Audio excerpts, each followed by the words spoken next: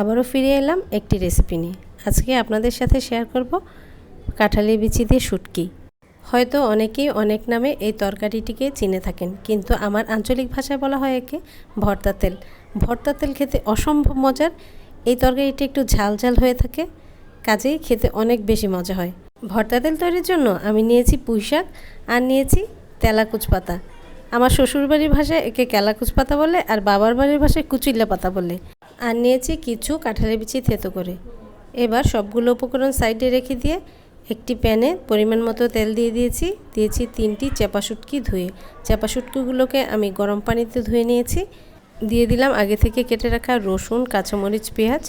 কাঁচামরিচগুলো আমি মাঝখান থেকে চিড়ে দিয়েছি। পেঁয়াজ সামান্য একটু নরম হয়ে এলে এর মধ্যে আমি অন্যান্য মশলাগুলো অ্যাড করে দিব।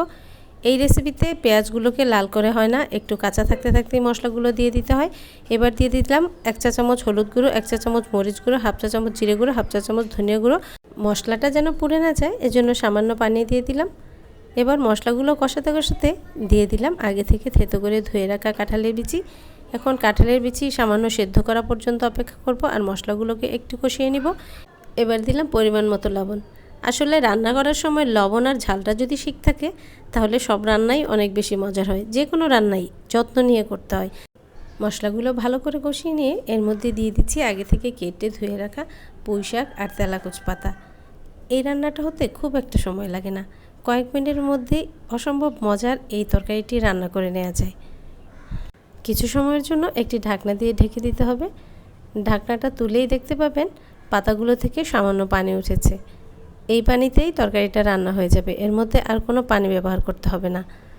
পানিটুকু শুকিয়ে আসতে আসতে কাঁঠালের বিচি আর শাক দুটোই সেদ্ধ হয়ে যাবে। ফিরে এলাম 5-6 মিনিট পর। দেখেই মনে হচ্ছে তরকারিটা হয়ে গেছে। আর হ্যাঁ, নামানোর আগে অবশ্যই লবণটা চেখে নিতে ভুলবেন না। আজকের ভিডিওটি কারো যদি এতটুকু ভালো লেগে থাকে তাহলে আমার ভিডিও ধন্য। আবার ফিরে না আসা পর্যন্ত সবাই অনেক বেশি ভালো থাকবেন, বেশি বেশি হাসবেন, আমার জন্য দোয়া করবেন। আসসালামু আলাইকুম, আল্লাহ হাফেজ।